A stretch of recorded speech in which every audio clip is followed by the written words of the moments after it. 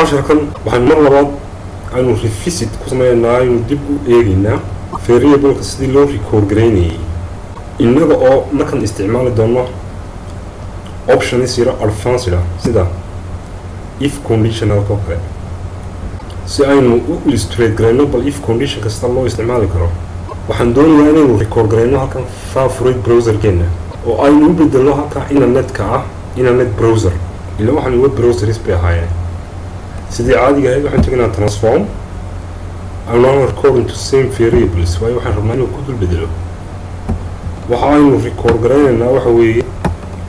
هو favorite web browser كلنا قدر أوكي هل كان all value new value all value وحن رمنا إن كلا بدل يا أنو نقطة إنترنت كلا بدل يا أنو نقطة إنترنت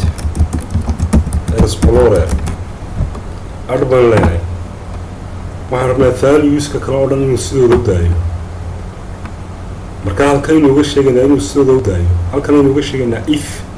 oo conditionkiya waxaan leenahay favorite browserka waad bedelaysaa oo qura haddii uu la mid yahay internet hadduu marka hore la mid yahay maadaama aynu string ama test qorayno labada quotation baynu ku xidhanaa okay baynu leenahay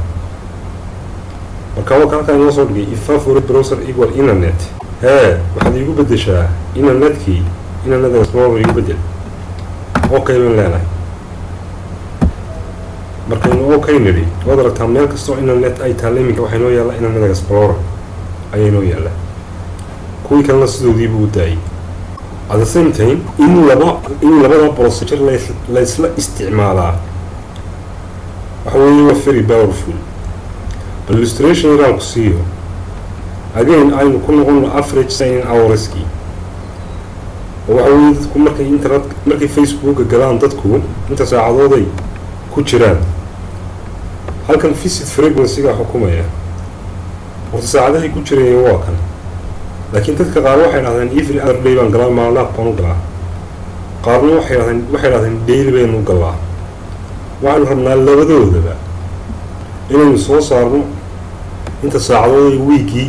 facebooka ku isbandhigareeyaan laakiin midi waa every other day oo waxa weeye weekii 3.5 days buu galaabay ka dhigan tahay midna waa daily qaarna waa daily waxay ka dhigan tahay every day way galaan oo weekii 7 days bay galaan marka hore waa inaynu kuwan visit frequency-ga standard ka dhignaa oo days aynu wada bedelnaa si aynu taa u samayno transform baynu tegaynaa record into different variables baynu tegaynaa waayo ma rabno in original datadeeni ay wax iska bedelaan halkan visit frequency-ga ayaynu rabnaa inaynu record garayno waxaynu rabnaa frequency in days halkaan normal labelkii visit frequency in days per week aynu rahno change we confirm gareeyay inuu igu bedelay halkan waxaan leenahay all value new value every other day maxay ka noqonaysaa weekii waxaad igu bedeshaa 3.5 igu bedel okay add baan leeyahay waxa weeye every other day waxa weeye weekii waxay ka tahay 3.5 days bay ka tahay daylyna waxaad igu bedeshaa 7 igu bedel continue waan leeyahay okay waan leeyahay kaas ka xidho variable cusub baa ii samaysmay